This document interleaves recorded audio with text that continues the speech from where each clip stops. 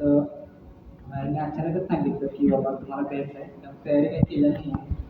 पण मी एवढंच सांगेन की भावनेत माझा आला. मी जेव्हा इथं विद्यापीठात पहिल्यांदा आलो, तेव्हा म्हणजे ह्याच्या अगोदर जर का बघायला गेला, तर जे काही माझं सगळं काम होते ते सगळे मी घरचीच करत होती. म्हणजे असं स्वतः काही असं आत्मनिर्भर नव्हतं मी मला. पण इथं जेव्हा विद्यापीठात ॲडमिशन घेतलं, प्लस भवनचं जेव्हा ॲडमिशन घेतलं, तेव्हा मला म्हणजे खऱ्या अर्थाने मी आत्मनिर्भर झालो, असं मी म्हणेन. कारण की बऱ्याचशा गोष्टी ज्या की मी ह्याच्या अगोदर तेव्हा केल्या नव्हत्या त्या इथं करायला मिळाल्या. बऱ्याचशा नवीन गोष्टी शिकायला मिळाल्या, ज्या की मला इतर कुठं शिकायला मिळाल्या नव्हत्या. आणि त्यामध्ये म्हणजे जेव्हा मी पहिल्यांदा ते भवनला आलो, त्यावेळी म्हणजे मी डे वनपासून म्हणजे पळून द्यायचा म्हणजे प्रयत्न केला. म्हणजे एवढं म्हणजे मला हे करायचं. पण जसं जसं वेळ गेला, जसं जसं काळ गेला, तसं तसं म्हणजे बॉन्डिंग जे आहे ना ते क्रिएट झालं. आणि स्पेशली जे माझे मित्र होते ते मला फार चांगले लागले, ज्यांनी मला गरज पडली म्हणजे जेव्हा मला गरजेची वेळ होती तेव्हा त्यांनी मला चांगली मदत केली, चांगल्या गोष्टी शिकवल्या. आणि ज्या गोष्टी म्हणजे मी जसं म्हणलं मला येत नव्हत्या त्या मला त्यांनी मुळात शिकवल्या. त्यामध्ये त्यांचं फार महत्त्व म्हणजे मोलाचा वाटा आहे. तर त्या मित्रांचं म्हणजे काय बोलावं त्यांना खूप म्हणजे चांगले म्हणजे हे लागले.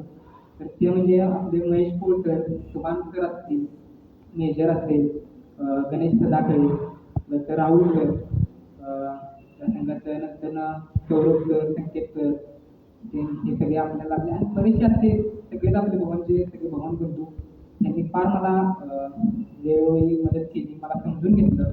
माझ्याकडे काही चुका झाल्या तर त्यावेळी त्यांनी म्हणजे माझी चुकी ती पोटात घालून घेतली आणि मला चांगलं मार्गदर्शनही केलं. म्हणजे ह्याच्या अगोदर मला फार काय असं म्हणजे माहीत नव्हतं की बाबा अशा वेगवेगळ्या एक्झाम्स पण असतात. ते मला भवन लागलंच समजलं की म्हणजे बाबा आपल्याला म्हणजे गव्हर्नमेंटचं मला तेवढं माहिती होतं की UPSC MPSC असेच एक्झाम असतात. पण टेट नेट वगैरे आणि बऱ्याचशा एक्झाम असतात. ते मला भवनला आल्यावर त्यांनी सांगितलं की अशा पण एक्झाम असतात, तुम्ही ते देऊ शकता. मग ह्यासाठी त्यांची बरंच मार्गदर्शन झालं. राहुल सरांनी बरेचदा त्यांच्या डिपार्टमेंटच्या कार्यक्रमाला आम्हाला आमंत्रित केलं. तिथूनही बरेचसं नॉलेज मिळालं. तर त्यांचे फार धन्यवाद. त्यांनी पुस्तकाचं थोडंफार आम्हाला म्हणजे हे केलं, प्रेरणा दिली. म्हणजे मी केव्हा एवढं बुक बुकिश नाही आहे, बुक केव्हा वाचत नाही एवढं मी फार. जास्ती करून माझं जे काही ते मोबाईल आहे त्याच्यावरच असतं. पण त्यांनी मला थोडंफार म्हणजे एक प्रेरणा दिली बाबा तुम्ही बुक वाचा. आणि त्यांच्या ह्याच्याने मी थोडंफार वाचायला चालू केलं. तर त्यांचं फार आभार. आणि शेवटी आता मग यात जे माझे सगळे मित्र आहेत म्हणजे आता सगळ्यांचं काय नाव घेऊ शकत नाही कारण की ऑलमोस्ट सगळी फॅमिली आहे.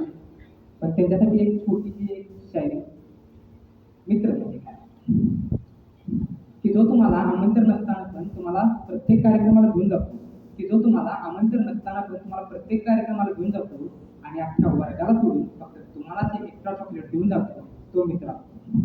की जो कधी तुमच्या बड्डेला चोरी ठेवत नाही, की जो कधी तुमच्या बड्डेला चोरी ठेवत नाही, पण पण की जो कधी तुमच्या बड्डेला चोरी ठेवत नाही, पण तो तुम्हाला सोबत घेतल्याशिवाय ताटावर सुद्धा जेवत नाही, तो मित्र असतो. की ज्याला अभ्यासातला रिप्रोडक्शन सोडला तर बाकी मित्र काही येत नाही, की ज्याला अभ्यासातला रिप्रोडक्शन सोडला तर बाकी मित्र काही येत नाही.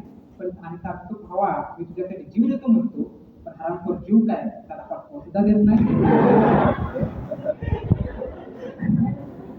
की जो सारखं की की जो की जो तुमच्या चांगल्या वेळेत पाक तुम्हाला गावच्या वेशीबाहेर म्हणून सांगत असतो, की जो तुमच्या चांगल्या वेळेत पाक तुम्हाला गावच्या वेशीबाहेर म्हणून सांगत असतो, व तुमच्या वाईट वेळेत खिशात पैसे नसताना सुद्धा भावा आम्ही आहे ना हे हक्कानं सांगत असतो, तो मित्र असतो.